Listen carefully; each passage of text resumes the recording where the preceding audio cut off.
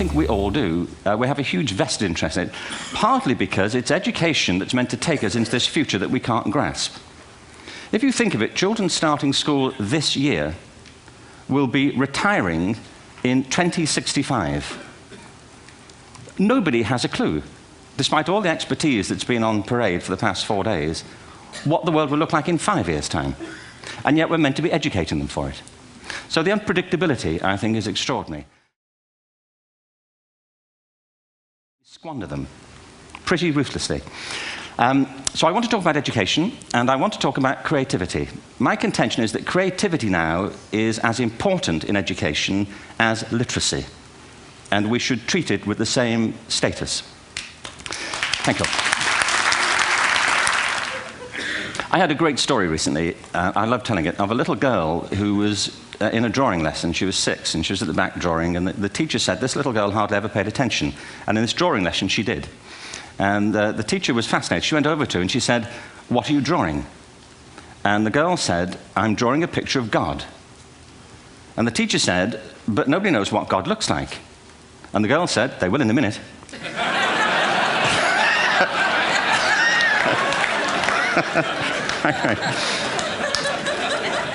When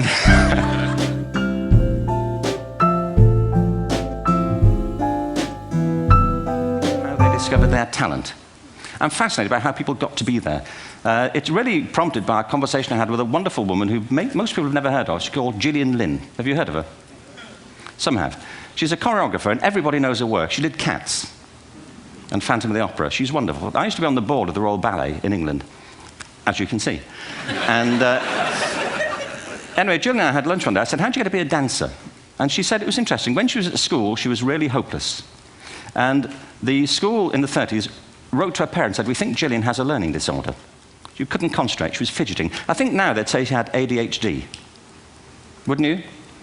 But this was the 1930s, and ADHD hadn't been invented, at this point. So it wasn't an available condition. People weren't aware they could have that. Anyway, she went to see this specialist. So this oak-panelled room, and she was there with her mother, and she was led and sat on this chair at the end, and she sat on her hands for 20 minutes while this man talked to her mother about all the problems Gillian was having at school. And at the end of it, because she was disturbing people, her homework was always late and so on, little kid of 8, in the end, the doctor went and sat next to Gillian and said, "Gillian, I've listened to all these things that your mother's told me. I need to speak to her privately." So he said, "Wait here, we'll be back. We won't be very long." And they went and left her. But as they went out the room, he turned on the radio that was sitting on his desk. And when they got out the room, he said to her mother, "Just stand and watch her." And the minute they left the room, she said she was on her feet, moving to the music. And they watched for a few minutes, and he turned to her mother, and he said, "Mrs. Lynn, Gillian isn't sick. She's a dancer. Take her to a dance school." I said, "What happened?" He said, "She did. I can't tell you how wonderful it was. We walked in this room, and it was full of people like me. People who couldn't sit still. People who had to move to think. They did ballet, they did tap, they did jazz, they did modern, they did contemporary. She was eventually auditioned for the Royal Ballet School. She became a soloist. She had a wonderful career at the Royal Ballet.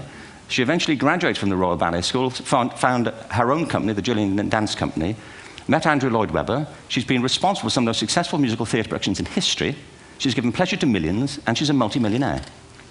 Somebody else might have put her on medication and told her to calm down. Now, I think...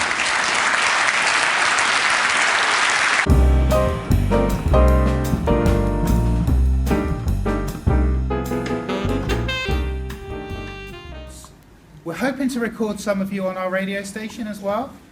Our radio station broadcasts 24 hours a day, 7 days a week, and it has all sorts of content from the children, stories and poetry and interviews. And we thought it might be quite nice if you could go into the radio station and have a look at it, but also to record little jingle, maybe.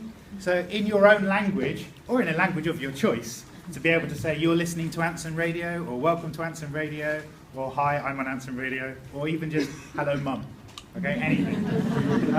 And the children will record you, and you'll be able to listen to it in the dining room as well. So you can celebrate each other or laugh.